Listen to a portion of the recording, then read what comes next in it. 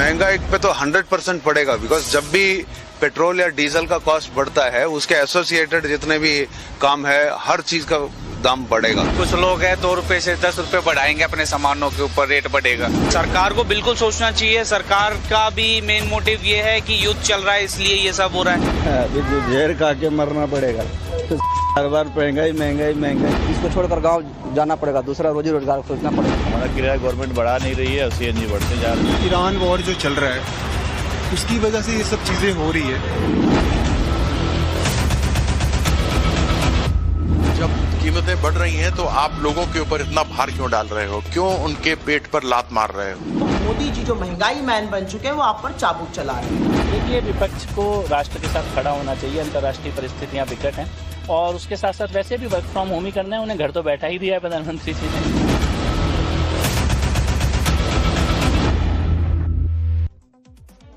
महंगाई डायन खाए जाते हैं, हर व्यक्ति परेशान दिखाई दे रहा है। दरअसल अंतर्राष्ट्रीय बाजार का असर, जिस युद्ध में भारत का लेना ना देना, लेकिन उसका इंपैक्ट हर भारतवासी पर आज पड़ रहा है। कई दिनों के हो हल्ले के बाद आखिरकार पेट्रोल डीजल के साथ साथ सीएनजी में बढ़ोतरी का गियर लग चुका है। पेट्रोल और डीजल के दाम 3-3 रुपए प्रति लीटर बढ़ा दिए गए हैं, जबकि सीएनजी के रेट 2 रुपए प्रति किलो बढ़ाए गए हैं।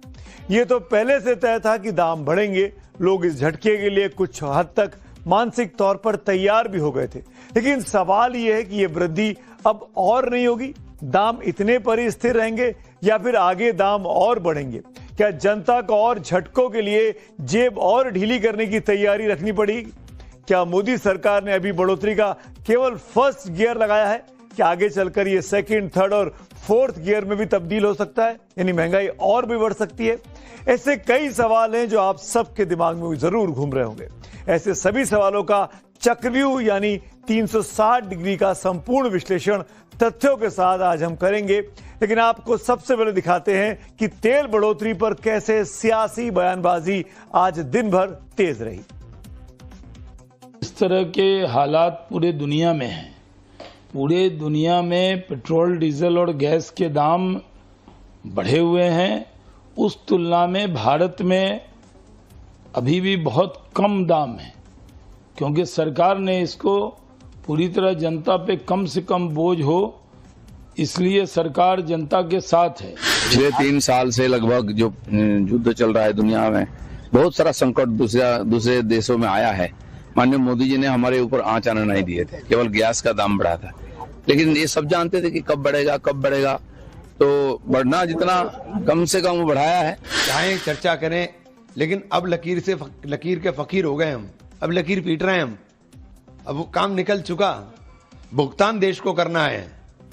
सरकार की नासमझी का भुगतान ये देश करेगा। अभी ये 2 रुपए बढ़ा है, ये और बढ़ना है। अभी झटके धीरे धीरे दे रहे हैं। ये लोगों का माइंड सेट कर रहे हैं। धीरे धीरे झटके देंगे। अभी बीच में ये कुछ ना कुछ, कहीं से जिहाद लाएंगे, कहीं से कुछ और लाएंगे, कहीं से नफरत लाएंगे। ये उसका तड़का लगाएंगे कि लोग उसके अंदर उलझ जाएं। इनसे सवाल ना करें। पेट्रोल डीजल भी पक्ष और विपक्ष की सियासत में फंसा हुआ है। सरकार का कहना है कि तेल कंपनियों की माली हालत के लिए दाम बढ़ाने जरूरी हो गए थे। वहीं विपक्ष इसे सरकार की आर्थिक विफलता और चुनावी पाखंड साबित करने में जुटा है। लेकिन सियासत से इतर हकीकत क्या है? क्या कई दिनों से तेल की कीमतों को बढ़ोतरी का हो अल्लाह जो बचा था, ये देखना जानना भी जरूरी है। और इसके लिए करीब 2.5 महीने पीछे हम सबको जाना होगा। 28 फरवरी को जब ईरान और अमेरिका के बीच युद्ध शुरू हुआ था, तब क्या हालात थे और आज क्या हालात हैं, ये आंकड़े देख लीजिए। युद्ध शुरू होने से पहले क्रूड यानी कच्चे तेल के दाम $70 प्रति बैरल थे, जो आज की तारीख में $105 प्रति बैरल के आसपास ट्रेड कर रहे हैं। इससे और आसानी से आपको समझा देता हूं आपकी भाषा में। जो 1 लीटर कच्चा तेल हमें बाहर से युद्ध के पहले यानी 28 फरवरी के पहले 35-36 रुपए के आसपास मिल जाता था, वह बढ़कर 66-67 रुपए तक मिल रहा है। आपको बता दें कि कीमत कच्चे तेल की है। इस पर रिफाइनरी कॉस्ट और टैक्स जोड़कर तेल जो है वो पेट्रोल पंप तक पहुंचता है। इस हिसाब से तो साफ है कि आगे भी पेट्रोल और डीजल की कीमतें और भी बढ़ सकती हैं। लेकिन सवाल ये उठ रहा है कि जब 35 से 36 रुपए में कच्चा तेल मिल रहा था आज से करीब 2.5-3 महीने पहले, तब इसका फायदा जनता तक क्यों नहीं पहुंचाया गया। आज कच्चे तेल की कीमतें अंतर्राष्ट्रीय बाजार में बढ़ी हैं तो देश में भी कीमतें बढ़ा दी गई। ये तो समझ में आ रहा है कि पूरे देश को एक होना चाहिए, लेकिन इस सवाल का जवाब नहीं मिल रहा कि जब कीमतें कम थीं 3 महीने पहले, 4 महीने पहले, तब वाकई में इसका फायदा आम व्यक्ति तक, आम उपभोक्ता तक क्यों नहीं पहुंचाया गया। ये समझ से परे है। इस वजह से ऑयल मार्केटिंग कंपनियों ने जमकर पैसा भी कमाया है। आपको बता दें कि देश में खपत होने वाले ईंधन की आपूर्ति इंडियन ऑयल कंपनी से करीब 40% की होती है और भारत पेट्रोलियम से 22%, यानी ये दो भारत की सबसे अधिक आपूर्ति करने वाली तेल कंपनियां हैं। सरकार के आंकड़ों के मुताबिक बीते 2.5 महीने में क्रूड की कीमतें बढ़ने से तेल कंपनियां बहुत ज्यादा दबाव में थी। इसीलिए कंपनियों ने घाटे की भरपाई के लिए ये कदम उठाया। मंगलवार को पेट्रोलियम मंत्री हरदीप पुरी कह चुके थे कि खराब वित्तीय स्थिति से तेल कंपनियां रोजाना 1000 करोड़ रुपए का भारी नुकसान उठा रही हैं। सुनिए। My oil companies are losing 1,000 crores a day. Their under recoveries are in the tune of nearly 1,98,000. So we will have to start worrying about these things. तेल के दाम तो आज ही बढ़े, लेकिन कैसे दाम बढ़े इन कंपनियों के, ये भी आपको दिखा देते हैं। तो क्या ईरान अमेरिका युद्ध की वजह से पेट्रोल, डीजल और गैस के दाम बढ़े? क्या सरकार के पास दाम बढ़ोतरी के अलावा कोई चारा नहीं बचा था? क्या ग्लोबल ऊर्जा संकट से बचने के लिए दाम बढ़ाने जरूरी हो गए थे? सवाल यह भी है कि सरकार आखिर कब तक जनता के ऊपर बोझ डालकर ग्लोबल संकट से लड़ेगी। और सबसे बड़ा सवाल तो यह भी कि जब युद्ध 2.5 महीने से चल रहा था, पिछले 15 दिनों से ब्रेंट पर क्रूड ऑयल $100 प्रति बैरल के ऊपर चल रहा है, तो फिर दाम आज क्यों बढ़ाए गए? 15 दिनों से तो क्रूड के दाम नहीं बढ़े, फिर आज क्यों दाम बढ़ा दिए गए? विपक्ष इसके पीछे 5 राज्यों में हुए चुनाव को मुख्य वजह बता रहा है। इस सरकार को कोई मतलब नहीं है लोक संवेदनाओं से। एक पैसा नहीं, मैं बता रहा हूं। मैं तो बार बार ये कह रहा हूं कि इस देश में 1 नेशन 1 इलेक्शन तो बहुत नुकसान कर जाएगा। मैं तो चाहता हूं 12 महीने चुनाव हो, क्योंकि ये सरकार सिर्फ चुनाव से डरती है। चिंता ये नहीं है, आप जैसे पूछ रहे हैं ना सवाल पेट्रोल डीजल, ये स्टैंड अलोन फेनोमेना नहीं है। इसका किन किन क्षेत्रों पे प्रभाव पड़ेगा, कितनी इन्फ्लेशनरी टेंडेंसी का जन्म होगा, चाहे कृषि हो, टर्शियरी हो, छोटे उद्यम हो, आप कल्पना नहीं कर सकते। अब आपने देखा 2 महीने तक, जब तक चुनाव चल रहा था, सारे मंत्री, सारे विधायक, सारे सांसद, केंद्र की सरकार, पेट्रोलियम मंत्री, प्रधानमंत्री, गृह मंत्री कह रहे थे तेल का भंडार भरा है, गैस का भंडार भरा है, देखो प्रधानमंत्री जी की खूबियां, देखिए कितने महान है वो। पूरी दुनिया में दाम बढ़ गया, हिंदुस्तान में नहीं बढ़ पाया। अब क्या हुआ? 4 मई को जैसे ही रिजल्ट आया, आपने कहा डीजल का इस्तेमाल ना करो, पेट्रोल का इस्तेमाल ना करो, गैस का इस्तेमाल ना करो, सोना ना खरीदो। विपक्ष सरकार को घेर रहा है। सरकार की तरफ से पलटकर वार किया गया है। बीजेपी के आईटी सेल के प्रमुख अमित मालवीय, उन्होंने एक्स पर एक पोस्ट किया और दुनिया भर के कीमतें दिखाई गई हैं। मैं उसको आपके सामने रख देता हूं। दुनिया में क्या कीमतें हैं? म्यांमार में पेट्रोल 89 रुपए लगभग बढ़ चुका है, 89%, डीजल 112%। हर देश का है आंकड़ा और इस आंकड़े को देखकर लगता है कि वाकई में कितना हद तक दाम, कितने फीसदी दाम बढ़ चुके हैं। म्यांमार से शुरू होकर सऊदी अरब तक है और भारत में ये देखिए केवल 3.2% बढ़ा और डीजल 3.4%। बाकी सब दुनिया के मुल्क जो हैं वहाँ 40%, 50%, 60%, चाइना में 21% के आसपास है। अगर आप श्रीलंका की बात करें तो 38%, 40% के आसपास है। यूनाइटेड स्टेट्स में 44% से 48% के आसपास है। यानी हर देश के दाम बढ़े हैं कच्चे तेल के दाम की वजह से। भारत सबसे कम देशों में से है जहां सबसे कम वृद्धि हुई है, 3.2% पेट्रोल की और 3.4% डीजल की। अब इसके बाद में बाकी लोग क्या कह रहे हैं?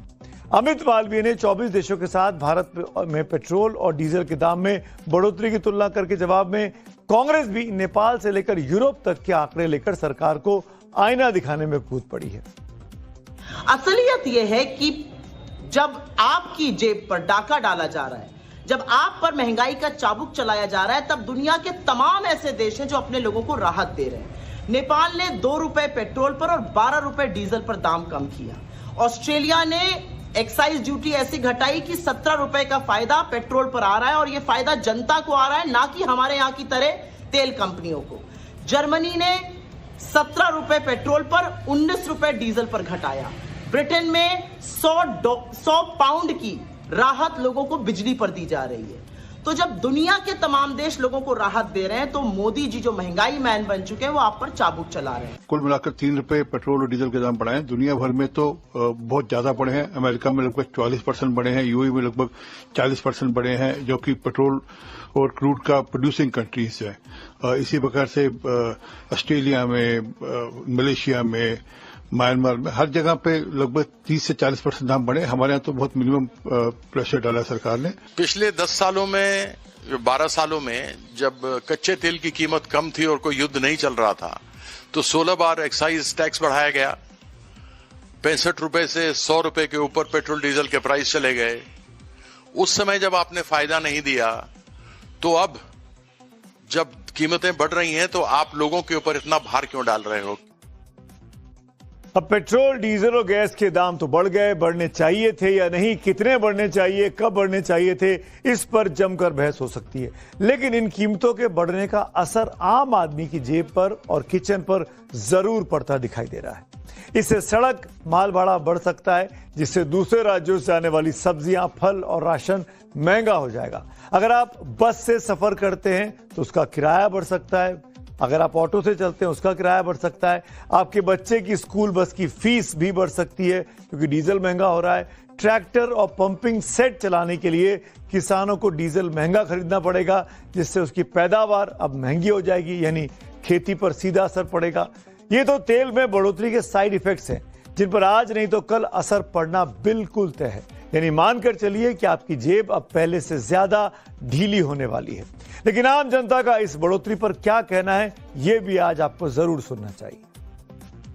इंडिविजुअली डेफिनेटली अफेक्ट करता है, लेकिन अगर आप ओवरऑल देखेंगे, वॉर चल रहा है, कहीं से पेट्रोल मिल नहीं रहा है, मिलना इतना मुश्किल हो रहा है, डिमांड बढ़ रहा है, बैरल कॉस्ट इतना ज्यादा हो रहा है क्रूड ऑयल का।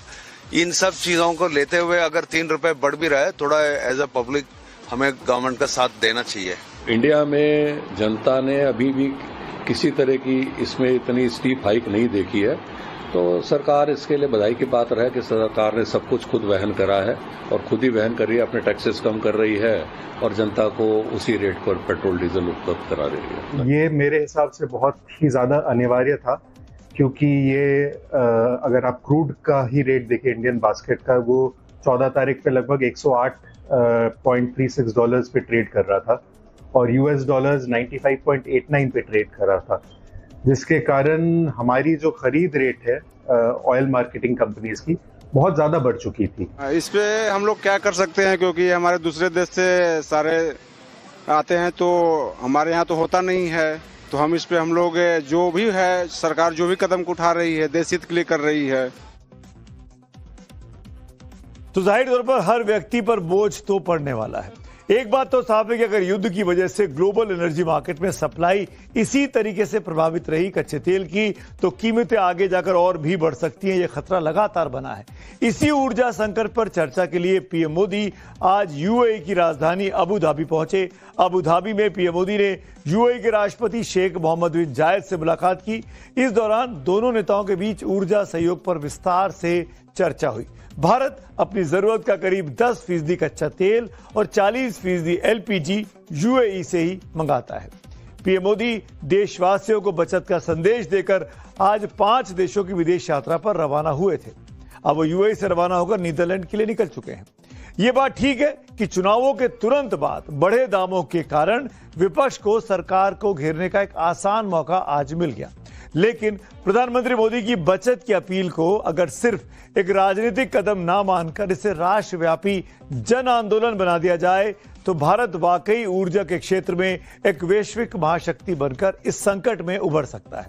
अगर देश का हर नागरिक कॉरपोरेट और सरकारी विभाग इस बचत मंत्र को अपनी आदत बना लेगा तो भारत के विकास की गाड़ी ऊर्जा की पटरी पर सरपट दौड़ती रहेगी, रुकेगी नहीं। और हां, इसके लिए किसी कैमरे की जरूरत नहीं है कि मैं बस से चल रहा हूं, मैं साइकिल से चल रहा हूं। इस दिखावे की कोई जरूरत नहीं है, ये अपने आप मैसेज जाता है और देश की जनता सब जानती है, सब समझती है। इसीलिए यह जरूरी है कि हम सब मिलकर ऊर्जा को बचाएं।